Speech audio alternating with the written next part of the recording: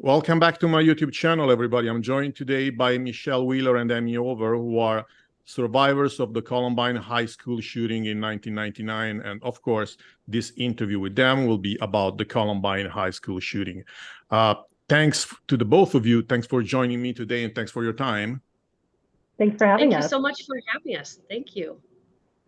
Well, just to start and to give my viewers some context, can you explain us what grade you were in when this happened and something like that, how old you were and things of the sort, just to have the ice broken and start our discussion? Michelle, do you want to start?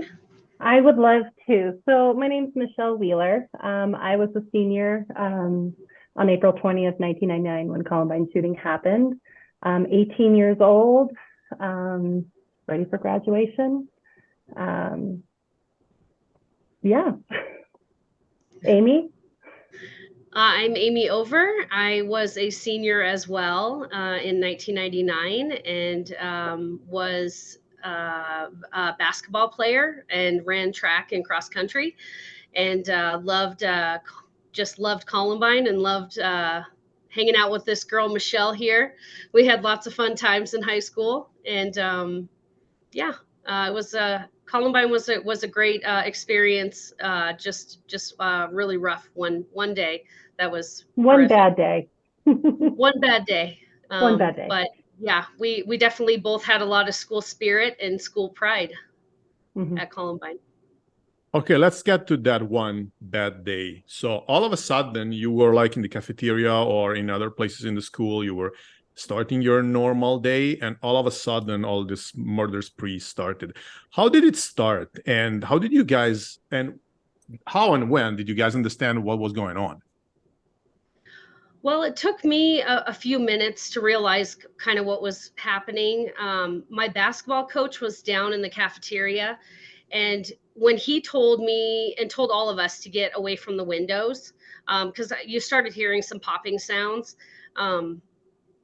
I knew on the look on his face that it was serious. So I ran underneath a table by one of the front entrance doors, and I hid under a table with one of my peers, and ultimately tried to decide where I was going to go after that. It got louder, it got scary, it got quiet at times, and then I decided to run out that front entrance door to run for my life. I think with me, I was upstairs above where Amy was in the choir room, and we heard what sounded like a stampede running up the stairs. And we had thought personally that it was a senior prank happening until I saw a bloody handprint and thought that's not right. And that is Amy's basketball coach had come up the stairs at that point to warn everyone upstairs. We had run into the auditorium to hide and then ran out in groups down the hallway. And unfortunately, that's where I met face to face with one of the gunmen, and basically ran for my life to a door that was glowing bright white and was out of the school safely after that. I think in the moment, I didn't understand what was going on. And honestly, it probably took months or maybe years to really understand, oh my goodness, I was in a school shooting, So just getting out, getting safe, that adrenaline was still there. The adrenaline was there for me for a few days. Yeah, well, I could attest to that too, Michelle. Like that piece of adrenaline didn't leave for almost a week. It was a long time. And when you think, do we even remember there were school shootings before Columbine, but do we even, it wasn't 24-hour news coverage. We don't remember those things, or I don't remember those things. And so there was no, I want to say blueprint, that's probably not the right word, but there was no timeline for us to understand that this is what's happening. And this is happening to us right now. So it was like you were in a daze for a while.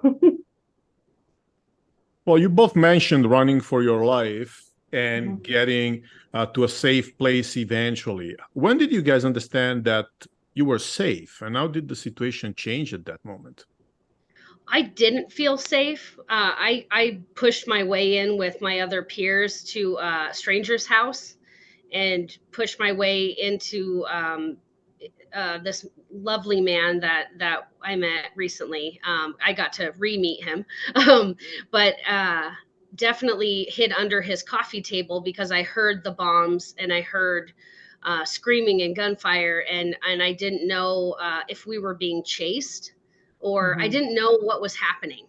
I knew that there was gunshots, screaming. I was scared for my life, and I didn't know at the time am I safe? And then it wasn't until I called my mom and said I was in a shooting, I'm okay, and I hung up on the phone. And then I ended up hopping in a car, I think, and ended up, with a pile of kids in a car. My mom said it looked like a clown car when I got home. She said like 20 kids popped out of this car. I don't even know who took me home that day. Yeah. When I was running out, like I said, I came out one of the main upstairs hallways that led to the main office. And when I looked to my left, that's where the gunman was. As I was running, Amy's basketball coach was the one who distracted him and got the gunman to turn around. And unfortunately, he lost his life by doing that. Once I got out, the whole front doors were completely shot out. It looked like little casings around the door that had exploded. The trophy case was destroyed. I mean, it was, I think the FBI told me there were over 90 bullets that passed that area in that moment of time that I was in the hallway. Leaving the school, there was someone telling us to run to the park next door. Like Amy, I got some other person's car. We got everyone in. We wanted to go back and fill up more, but gunfire was coming out the front door. And it just was chaotic. There was no pause. And even going home, like I couldn't go home to the house that I grew up in. I had to stay at my sister's house. I just didn't feel safe. And even the weeks past that, going home, I never felt safe for a very long time. For a very, very long time. What do you recall about law enforcement agencies intervening on the scene? I personally don't remember seeing any. Okay. On my route out. I know they were there. Yeah. I remember watching it unfold on TV. I remember watching the SWAT teams trying to decide if they were going to go in. At the time of our shooting, law enforcement would kind of wait and sit back and kind of. They didn't know if it was a hostage situation. Columbine was supposed to be a bombing. That was their master plan, and it went awry. And that's why they came in shooting at the propane tanks. But law enforcement, they have definitely made different tactics. Now they go in and they shoot to kill, and they go right in. If there's a mass shooting in the United States, they're supposed to go right in and take out the threat. They didn't do that at Columbine at all, and that's why my coach lost his life as well, because they waited too long. They waited. And I don't, it was 1999. That was their protocol. I mean, they were probably doing the best that they could do at the time. And they've made the changes now. Yeah. To help save more lives, which is what is important. Hopefully, I think a lot of lessons were learned from Columbine. Because now they intervene right away. Yeah, they didn't intervene right away, and and they didn't know what kind of situation they were going into. They didn't know how many gunmen there were. They didn't, they were trying to figure this all out. And yeah, it's chaotic. It was chaotic, and it all unfolded on the news, and we all sat in horror watching. I couldn't believe my eyes that it was happening in Littleton, Colorado. Like, I could not believe it. Of course, on that day, your life changed, and you already said something about the next few days, and I would like you both to elaborate. What were your thoughts like in the days after the event? I was very factual. I kept writing down what I saw. I was confused. I couldn't believe once they told us who were the killers that they could do that, because I do both of them, not personally, but I mean, they were part of our class. I just can't, as a human being, understand how someone can create so much damage and so much pain in a matter of 45 minutes, you know? So like I said, I was in a daze I don't remember much of the first year. I know I didn't feel safe. I know I did things where I always knew exits and things like that. I just was always on edge. I was waiting for the next shoe to drop. Yeah. I think I can relate to Michelle as that. I don't know if you felt this way, Michelle, like kind of numb. Oh yeah, Very much so. Numb, but then I had like bouts of anger and a lot of anger and sadness and shock. And it was the first time in my life that I had actually had to use that fight or flight response where I had to I had to fight for my life. And that innocence was gone that I had. Who we were April 19th is a completely different person than who we were April 21st. And unfortunately, I think that now that we have learned, we will never be who we were before our shooting. We are a different, new, fun, super fun. We're a lot of fun. We're unique, we're passionate, we're different. And I think part of the healing piece is understanding who you are now, accepting and grieving the person that you were, and accepting who you are, and loving the person that you are going forward. What happened in the following months and years? Because I think that at a certain point you had to start like getting the pieces together and get your life to a new normalcy. So how was the long period after the events? Well, I didn't take my basketball scholarship because I lost my coach and I was lost. I didn't know where I was headed. I was really confused. It was a rough time. I did a lot of drinking and substance abuse. I wasn't coping well at all. I worked out all the time. I wasn't sleeping. That first year was I kind of masked it through exercise and drinking and like random bouts of anger. Like it was just a messy time. And then I met my husband, and he kind of helped me get into therapy and stuff, but I still wasn't ready to go to therapy. I didn't get help, like real help, until like 10 years later when I had my daughter and she became, when she started kindergarten, when she started school is when I started having chronic panic attacks. And that's when I decided that I was ready to get some serious help. Yeah. For me, after high school, I went to college. I had no business going to college. I couldn't concentrate.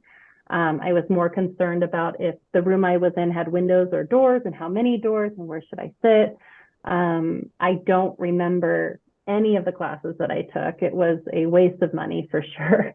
And then September 11th hit and we were watching it live going down on our TVs in college. And I thought, well, the world's going to end. We're all going home. So I dropped out and I left and never really attended college again after that until many, many, many years later. I did try therapy. They gave us, I think, 6 sessions. And they said, after that, you're going to be great. Yeah. And it was therapists who were not formally trained for trauma. And so it was more of like, you'd go in there and be like, so where were you? You know, it wasn't like, well, how are you feeling? It was, it was like we were on show. And I was very angry and I wanted nothing to do with them. And so I wasted those 6. And probably I did a lot of drinking. I didn't do hard drugs, but I was slowly saving prescription drugs, painkillers. And year 3 was my rock bottom. And I was ready to say, you know what, I can't function this way. I can't live this way. I can't continue on this way. It's not fair to my family. It's not fair to myself. And I was going to take a very large amount of multiple array of pills and just end my life. Fortunately, that night I met my husband, who's also a Columbine graduate, was not there during the shooting. And he asked me on a date and I finally felt something different. And I thought, oh, that's good. And I went on a date instead of going to my car. So those moments in time, I just got goosebumps. Those moments in time are checkpoints of that was my rock bottom. Now I need help. And that's when I went into, I found a good therapist who was trained in EMDR, who was trained in trauma and mass shootings. He had also had, this was an important question for me, was have you ever had a gun drawn on you? Because if you haven't looked down a barrel, how can you help me? So he had, and I was like, great, we're going to be fast friends. And he saved my life also. Him, my husband, getting me into therapy, working through everything that I was feeling was normal for a survivor to feel and normal for a survivor to process through in order to have a functional, normal life. Mm-hmm. Are you guys still in touch with your classmates from Columbine? Because I was wondering if you know how they coped with it. And one other thing I was wondering is, do you guys talk about it? We are in Michelle, contact. Yeah. I mean, yeah, I think we have a unique class because we're all very close on Facebook and like, you know, Instagram and stuff. So it kind of feels like you know what's going on in everyone's lives. On April 20th, yes, we all talk and we tell each other we love each other. And, you know, but I do have some Columbine friends that don't talk about it ever. And that's okay. I have a couple friends that I run into that we just don't talk about it. But, you know, like Michelle and I, we talk about it. That's part of our friendship. We support each other. We, you know, all of our other peers that we work together with, we talk about our traumas. We laugh about it. We laugh about things and we find joy in life and we cry together. We do, you know, it's just nice, the support system that we do have. I mean, I think it's kind of unique and special. It's a different layer of support than you would get from a non-survivor. My husband he does his best. He is a godsend to me, but he can't understand certain things, why my body reacts certain ways. And Amy and other Columbine survivors or other mass shooting survivors who have gone through their rough patch and are coming out the other side and getting the therapy and processing, they get and they understand, and you don't feel broken and you don't feel weak and you don't feel like you're lost when I open up to these individuals. They honestly know me more than my family does because they just get it. You know, they get why March, April, and May, I'm in a fog. They get the night trauma. They get the panic attack. So it's just a different level of friendship and love that we have for each other. Yeah. You're now both mothers. How does it feel bringing your kids to school every day? The scariest thing ever. I just dropped my 6th grader off at his first day of middle school, and I had a little bit of anxiety, and that's probably why I've been kind of a mess this week. It's always in the back of my mind. Um, it's something that my family and I talk about, and it's something that I talk with my children about, not on a daily basis, but it's definitely present and there. And they know, I try not to project my fears onto them, but I have to be realistic that we live in a world and a society here in the United States that mass shootings are a daily occurrence. And I just hope that they never go through something like this, that they're protected and they're safe. And I try not to think about it on a daily basis, but I'm not going to lie, it does creep up. It's there. Sending all my kids to school, especially now that I have 2 seniors as well, because they were the age that I was when I went through my trauma. Yeah. My daughter's the same age I am when I went through my trauma. And I think she's also a senior, and she also attends Columbine High School. And I think this year will be the hardest year besides kindergarten year for me, just to let her go. You know, make sure I tell her I love her every morning, and give her a great big hug in the evening when I see her. And how have you explained them when they were kids, like when they were young kids? How do you guys explain them what happened at Columbine? I waited for my daughter to ask me. Okay.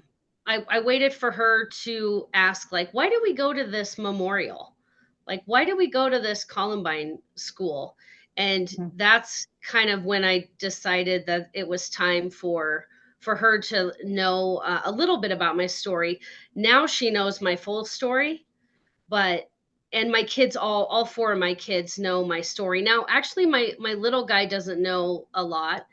He knows that I went through a shooting, but he doesn't know like my, like my whole story. But I choose to keep it that way until he asks. I'm not going to disclose that. But definitely there's a level of like maturity and where when he's ready, when they're ready to ask me, I'm an open book for them. So yeah, I started when my daughter was about 5 or 6 years old. She would notice I would be in tears, or I would have some sort of an anxiety attack. And I'm a big believer of explaining your feelings and having that feelings are okay and that they're normal. And so when she was 5 and 6, I would say, Mommy's sad because her friends are in heaven. 2 boys made sad choices and they're in heaven.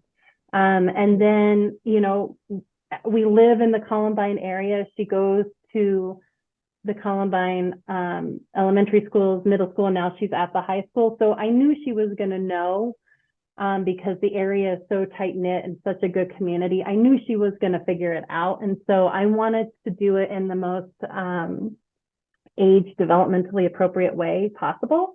And then each year I kind of built up. My daughter does not know my story because, she knows I was in the shooting. She knows that I was a senior, but I haven't showed her where I was. I haven't given her the details because she's in the school constantly every day for the last 4 years. And I don't want her to go sit in the auditorium and think, Mom hid right there. Mom got shot at over here. I don't want those memories in her brain. Because honestly, we had 4 amazing years at Columbine. Columbine's and it's still a fantastic school. We had one bad day, and I want her to experience the high school experience that I experienced the 4 years before April 20th. And I told her, I won't let you know until you graduate. Because I don't want she's got anxiety. I don't want her to stress. I don't want her to worry about me. And she respects that. I think that's great. I think that's wonderful. I think I would probably do this exact same thing because you don't want her having those memories. No, she's bombarded with it daily. Yeah. See, I think I've never walked Michelle and I like talk about like walking paths, walking your trauma path. And my husband's walked my trauma path with me, but my daughter hasn't. And yeah, mine hasn't. I don't know that I don't know that I'll ever go there. I don't know. I mean, if she truly wants to see where I went, I will show her someday. But right now I just want them to be kids and carefree Mhm. and enjoy their senior year of high school. I will say raising a child as a survivor, I did things a little bit differently. So like we would be at King Supers and I'd be like, okay, show me 5 places you'll hide. And then we talk about why would you hide there? Where would, who could see you?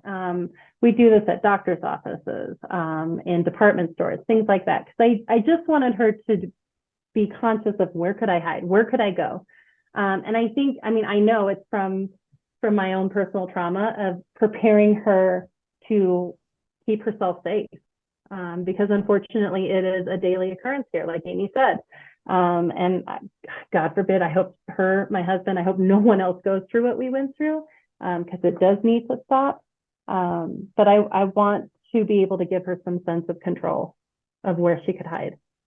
Yeah, and know your exits. I always tell my Mm-hmm. kids, know your exits, know how many people are in a room with you. If you see something suspicious, like get the heck out. Like Mm-hmm. I mean, Don't ask questions, just go. I mean, I don't mean to stereotype, but I saw a sketchy dude at the supermarket and I actually just walked out. I was like, I'm out. Like We're I'm, ordering I'm in. I was like, I'm out. I know you would laugh at that because No, I like don't. I you should have don't. seen me. I stopped in my tracks and I was like, Yeah. and it was right after a shooting at one of our grocery stores here in Colorado. And I was like, nope, I'm not, Nope. that guy is sketchy. Nope. I'm not Yeah. going in. I Yeah. refuse. No, if you don't feel confident, you'd better leave. Yeah. I know, I understand. You get super suspicious, but it Yeah. is what it Yes. is. Yeah, it is what it is. Well, you introduced a new topic I was going to touch anyway. How does the Columbine shooting affect your everyday life even today? I just had a panic attack. Actually, last night I had a major panic attack, and I don't know where it's coming from. I don't know. I mean, it's probably coming from all my trauma that I have, but I am not in a good place mentally right now. So I had to go to the doctors this morning and work on my mental health and get some more support and help. And that's kind of where I'm at right now. And it's not always messy and ugly, but right now it is. Mm-hmm. It's just a part of my life, and sometimes I'm in a really good spot and I'm really confident and I'm doing well mentally, and sometimes I'm not. Yeah. I had a panic attack 2 days ago, partly because every time I work in a school, and every time I start a school year, I go in nervous and scared, and I for sure had a panic attack. I now carry around tactile stuff to help me if I'm stressed or anxious. I can touch it or rub it or put it on my skin somehow, or there's smelling stuff I can use to kind of try and pull me out of it. That I think I would not be carrying around if I wasn't a survivor. It's they're not every day, but they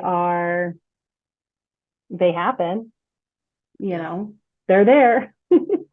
They're hello. It's there. It's always there. It is what it is, and I let people who I work with know, hey, not a good day. I'm very when I'm having a hard day, I'll do a lot of paperwork because it can pull my mind away from things. But yeah, two nights ago, good panic attack. It's a good one. It's a It was a good doozy. one. It was a good one. It affects you a lot then, both of you. It does. It does.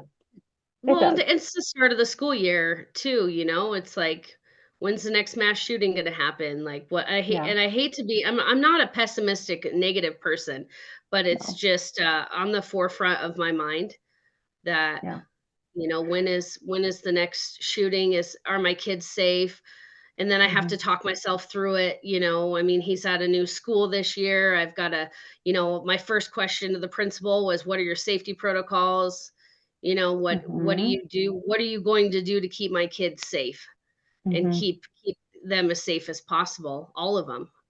Yeah. So yeah, but I have really good days though, it's not every day. And some days I don't think about Columbine, but then some days there'll be triggers that will cause me to, kind of spiral, and I have a lot of good coping mechanisms. So I have to get in my toolbox and use those coping skills. Mhm. Well, you guys are also part of an organization founded by Emmy called the Survivor's Path, aimed at sharing the understanding of the trauma you had to suffer. Is talking about it part of the healing process for you guys? Definitely. It's definitely, Absolutely. yes. And I mean, I just heard Michelle's story for the first time, one of our first speaking engagements that we had. And it was powerful and amazing to hear her share on such a deep level. And like, just like, I feel like I know her better, and like the connectivity. And it's a beautiful thing when you're able to um, look at your trauma in a way that can help others. And I think Mhm. that's like the really exciting thing. And that's why Michelle and Haley and Amber and I started Survivor's Path, is that we wanted to, like, no holds back, like no holding back on. We wanted to talk about anything and everything, any topic that there's one topic we won't talk about, and that's the perpetrator. Other than Mhm. that, we will talk about suicide, we will talk about gun reform, we will talk about anything. But we just, we just wanted that space to create that We want to space. help. We want to help others who are going through this, who are lost. We want them to know that there is life after your shooting. There is happiness, and you're going to have family, and you're going to have love. But you're also, it's also going to be hard some days, and you've got to Yeah. work for it. It doesn't just flip a switch and you're fine.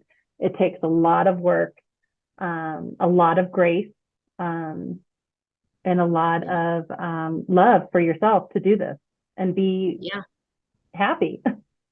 Well, and it's a journey, and our principal always says it's a marathon and not a race. Your mental Mhm. health and your path and your journey that you're on. And Michelle does such a great job at connecting with survivor communities, and really connecting with each individual and helping them walk their path when they're ready. Not Mhm. everyone, not everyone's ready to talk about it. It takes time. And Yeah. we're hoping that we just started Survivor's Path about 6 months ago, and we're starting to get rolling, starting to get some steam. But we definitely have a lot of ideas and ways that we want to help communities. So Mhm. Okay, so it's very new. It's a new effort. You guys started like a few months ago. Okay. yeah. Uh, Mhm. what is, in your opinion, the legacy of the Columbine shooting? Did it spark all the following school shootings? I mean, you have people who want to copycat. Um, and when working with communities, they say, they're in the news for a month, and even maybe not even a month, and then they're forgotten. We've never had that opportunity to be forgotten and let us go and grieve and process on our own. And I tell those survivors, it's a blessing and it's a curse. Um, I think when Columbine happened, obviously we're not the first, but we're the first 24-hour coverage of it. And man, I wish we had, something that Amy and all of us have created. I wish we had support groups. I wish we had other survivors to fall to. And I think that's something that has grown from this trauma and this tragedy, is that we can help these people. We can show them the light. We can help them walk their path when they're ready. We can show them that we have dark days too. We can help them explore and understand and fall in love with their dark humor. There's things that we can do for these people that bring so much good that came from, from such a horrible event. And I think people, and I said this in my podcast, need to understand what an amazing community the Columbine community is. Like an amazingly strong and loving and supportive community. I mean, our principal, I still have him in my phone. Like I could call him right now if I wanted to talk to him. He is so available and so relatable, and made us feel loved and special. And each and every one of us, he made us feel special. And I think that is the uniqueness of Columbine. Yes, we went through a tragedy, but we rose, and we really came together as a community. And still to this day, I mean, Michelle sends her daughter there. I mean, it just attests that what a great community it is. Yeah, and I can touch a little bit what Columbine is now. Frank DeAngelis is still he's still in the building. I think he even still has an office somewhere in there. You see him on campus all the time. The principal who is running the show now is Scott Christie, and he creates, Columbine is a family. He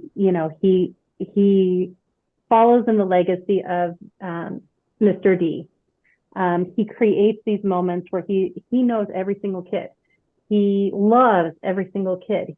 He celebrates every single kid.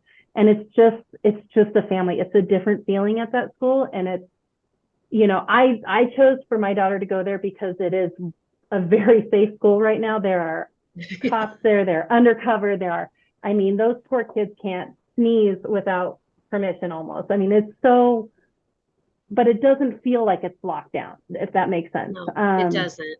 It's just a loving community. And every year on the 20th, they close the school down and they have a day of service and they give back to the community.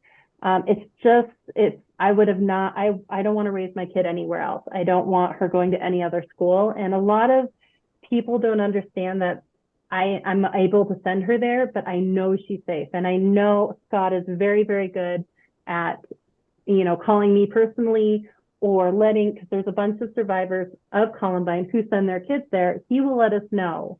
Of course, there's threats made to the school. Of course, thankfully, none of them have been real.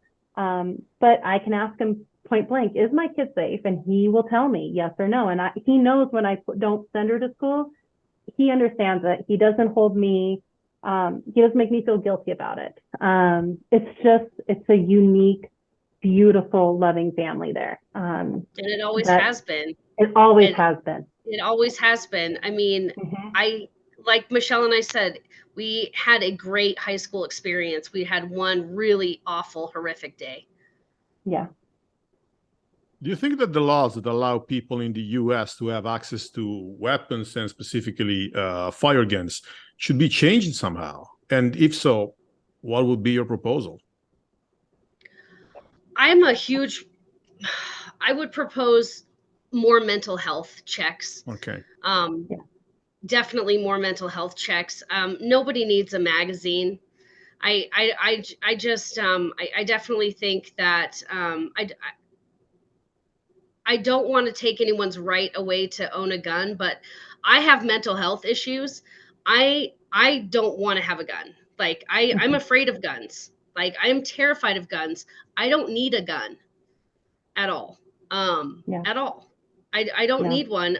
But I definitely think we're missing mental health pieces here in the United States. I think we're not, and I also think that maybe they should, you can't rent a car till you're 25 years old here in the US, but why should you be able to get a gun when you're 18?